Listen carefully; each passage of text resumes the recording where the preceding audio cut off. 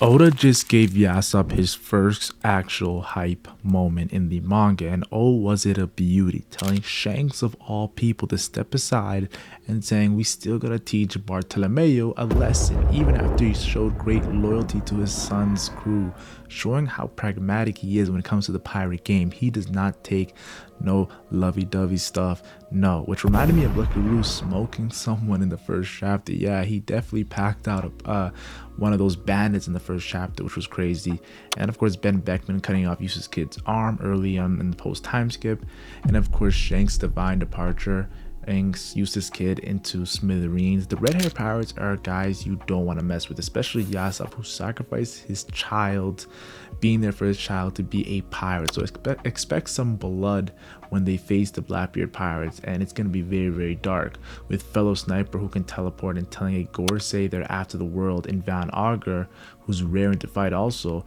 So like and sub to the channel if you guys like these deep dives, because today we're doing a deep dive on Chaser, aka Yasopp. Now the first time we see Yasopp is actually in the very first One Piece chapter, and he's vibing with Lucky Roo as Shanks tells them to stop giving Luffy crazy ideas, but they reply it's true when it comes to how the pirate life is. And as we see Yasopp's headband have his name on it, the reason why this is so important is because it shows Oda pretty much, like, you have to understand with Oda, he has admitted he didn't plan to make prominent characters like Law and some of the other Supernovas, excluding Usopp's kid. So you know Oda had big plans for Yasopp since day one, since the first chapter his name was even being revealed, and maybe even before the first chapter when Oda was just even creating in his head the concept of One Piece.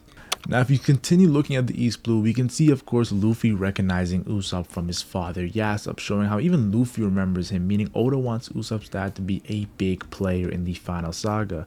We see Yasopp telling Luffy he can shoot the whiskers off an ant at 50 paces, and tells Luffy about Usopp 1,000 times as his drunk self is, of course, thinking about the past. It was hard leaving his son, but the pirate flag kept calling him, is what he told Luffy. And of course, Usopp loves showing how he's not mad at Yasopp for leaving him, but I do want to mention how Usopp is now a great pirate on a Yonko crew, and he never talks about his father being on the Yonko crew red hair pirates.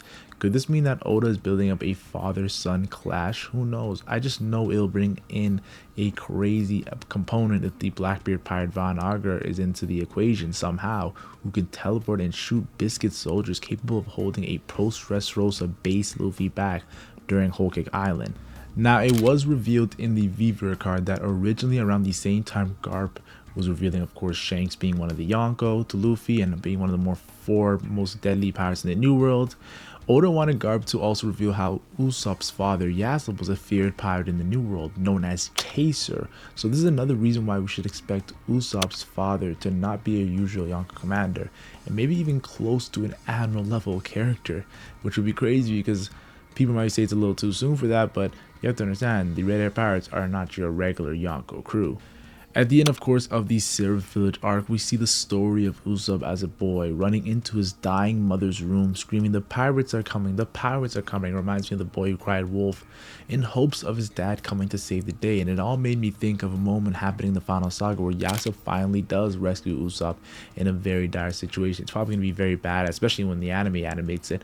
And if it doesn't happen, I think a moment where Yasopp and Usopp duel and Usopp lets his dad know he's not waiting for him to come back, as he's now a brave warrior of the seas after his journey in Elbaf, would also be very cool in the story. Even before, of course, Yasopp left the Seraph Village, he was a legend, and before he became a legend in the New World, he was actually had a famous name during the East Blue, as Shanks personally came to his island to invite him to his crew, showing the respect Red Hair had for him, especially after being around characters like Roger, Rayleigh, Gavan, and of course Kozuki Yoden. Shanks had many monsters he could look up to during his apprentice days on the Pirate King's crew, so expect Yasopp to do more insane things in the future than what we just saw.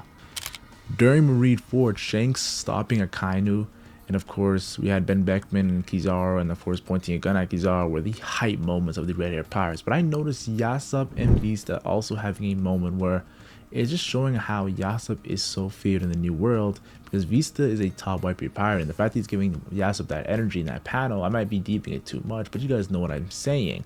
Then also we can't forget his badass design with his arms crossed and guns coming from his chest. I gotta say, to Yasopp is very drippy, and no pun intended.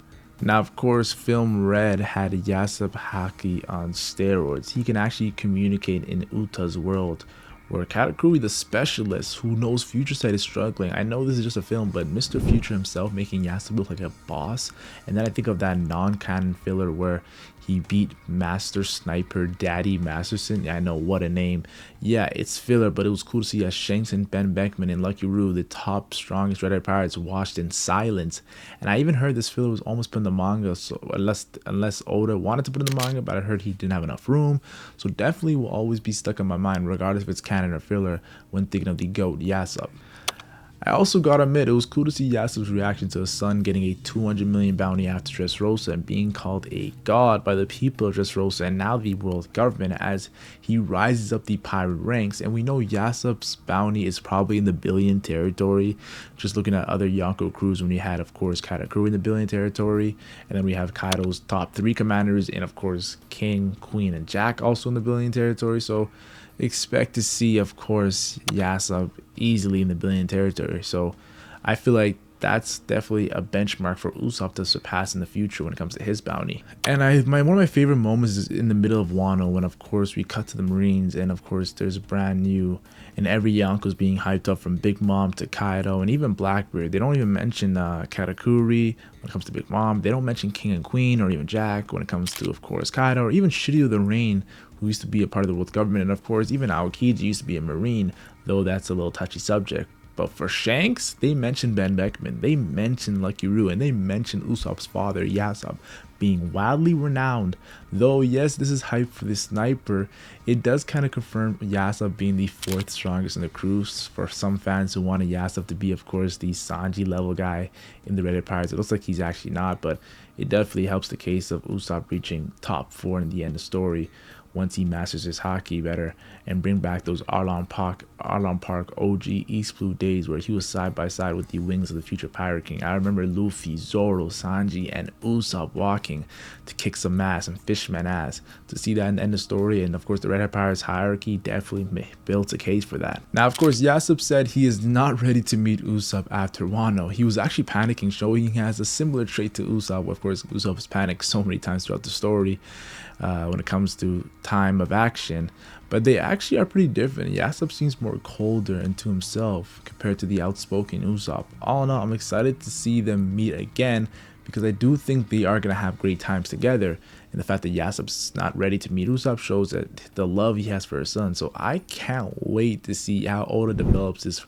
father-son relationship. It's actually a little more interesting than Luffy and Dragon, because when it comes to Luffy and Dragon and that father-son relationship, let's be honest here, Luffy doesn't even know who Dragon is. Like, he doesn't even care about Dragon, even though Dragon was his dad, for goodness sake. So that's why I'm a little more interested to see Yasopp and Usopp's connection. Now, of course, we see Yasopp so excited to fight, asking Shanks, are we fighting, when Useless Kid pulled up on them, and even tells Shanks Kid looks pretty healthy and raring to fight after, of course, scoping the scene. You have to understand, knowing how strong Yasopp is, he could have definitely left some damage on Useless Kid's crew. Not taking out Useless Kid entirely, but definitely injuring most of the crew with, of course, his sniping ability. Now, of course, Yasopp, he said that pretty much he has to have had defeated some big names in the past, and expect some future big names as well. If he can take out a former Supernova captain and his entire crew out in one shot, like we saw, of course, in the recent One Piece chapter. Now, when it comes to Yasopp, I believe he might not just be an observation haki specialist, which we all assume, of course, or an armor haki specialist when it comes to, of course, his bullets. He also could be a Conqueror's Haki Koden user when it comes to his bullets, which would make him all the more cooler. And I also expect him to be fighting an awakened teleporting sniper and an observation haki specialist as well in that Auger.